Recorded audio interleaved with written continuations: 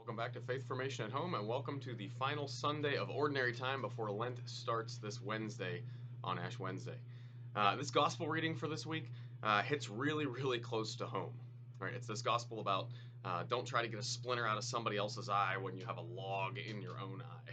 Right? And the basic concept is, you can pick on somebody else's small fault, but why would you do that when you have a much bigger fault of your own?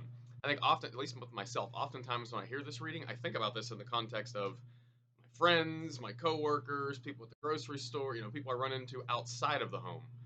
But I think this has massive implications at home because that's the place where we're most often trying to get the splinter out of somebody else's eye, so to speak. We're trying to encourage our family members to get over those bad habits that drive us nuts, right? And we all live together, and we want you to use a nicer tone. We want you to be more respectful. We want you not to fight and all that kind of stuff.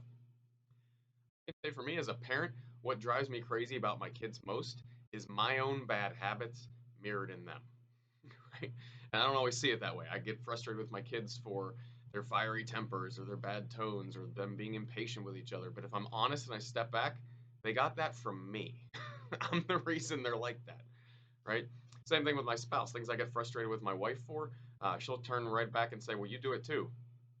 And if I'm honest, she's right, right? So this is what Jesus is pointing out. When you're trying to pull that splinter out of somebody else's eye, you first got to take a deep look at yourself and figure out, am I doing those same things that I'm frustrated with them about? And what am I doing to fix that in me before I start trying to fix somebody else, right? So I think Jesus is, in fact, calling us to gently help our family members be less impatient, be less, use a more respectful tone, be less disrespectful. But he's also calling us to take a deeper look inside and figure out, what am I doing that contributes to that? Because when everyone in the house is using a bad tone, of course they're going to use a bad tone too. What am I doing to stop me from doing that before I try to fix everybody else's problems, right? Jesus says, we'll know a tree by its fruit, right? You'll know if you're doing good things, or out of the heart the mouth speaks, right? You'll know if there's good in your heart by what you're saying and what you're doing. So let's get our heart right first before we try to start fixing everybody else's deeds, right? And this gospel gives us a key here, right? When fully trained, every disciple will be like his teacher. So when we're fully trained, we'll be like Jesus. So when you're trying to figure out, how do I deal with these big emotions and big feelings and big or small problems at home with tone and respect and fighting and all that kind of thing, let's look to Jesus. How did he handle frustration? How did he handle anger? How did he handle sorrow? How did he handle joy? Because he experienced all these emotions, and we can see that in the Gospels. How are we trying to mirror our actions and our tones and our emotions on how Jesus handled those things as well? Our Bible story for our little ones today from the Jesus Storybook Bible is Treasure Hunt. It's one of those famous stories of Jesus about finding lost things. So in this one, there's a guy digging out in a field. He finds a treasure chest. He opens it up. He realizes this is full of valuable stuff. And so he buries it so nobody else will find it. Goes off, sells everything that he has. So he buys the field so that that treasure is his. And that's a great message for us as Ash Wednesday approaches. Because the point of that parable is the kingdom of God, being part of God's kingdom, one of God's children, being in the church, following Jesus, is so valuable and so important it's worth giving up anything you have to give up in order for that to happen. And so a traditional practice in Lent is to give something up, not to torture yourself, that's not the point, right? But it's to grow in self-discipline so that we can give up doing other things that might take us away from Jesus in order to get closer to Jesus. So this Lent, for our little ones, for our families at home, the challenge is, as Lent approaches, figure out what are the things that you're going to give up to make room for the kingdom of God, right? There's those 3 Lenten disciplines: prayer, fasting, and almsgiving. Prayer is hanging out with God more. Fasting is that giving up of something, right? This guy was willing to give up everything that he owned to buy that field, right? And then almsgiving is, how do you share that goodness with other people? So think about what you might give up this Lent to make more room for God, for that prayer, and how can you share that with other people? Our catechism questions for our older kids focus on the final 3 commandments, right?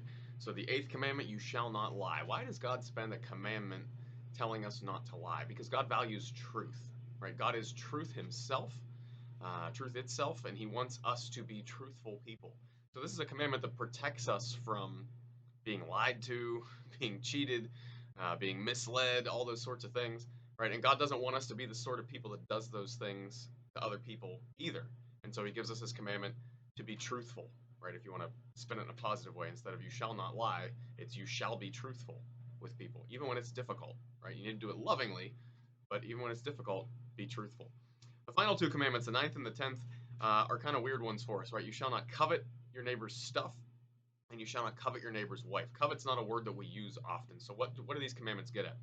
They're basically pointing back to a bunch of the other commandments that we've already looked at, and saying, the reason that you'll commit some of these sins, you'll break some of these commandments, is because of coveting, right? When you covet your neighbor's stuff, coveting is just an intense desire to have something, by all means necessary, essentially, right? So my neighbor has this really cool toy that I really, really want, and man, I want it so bad. It's eating me alive. It's consuming me.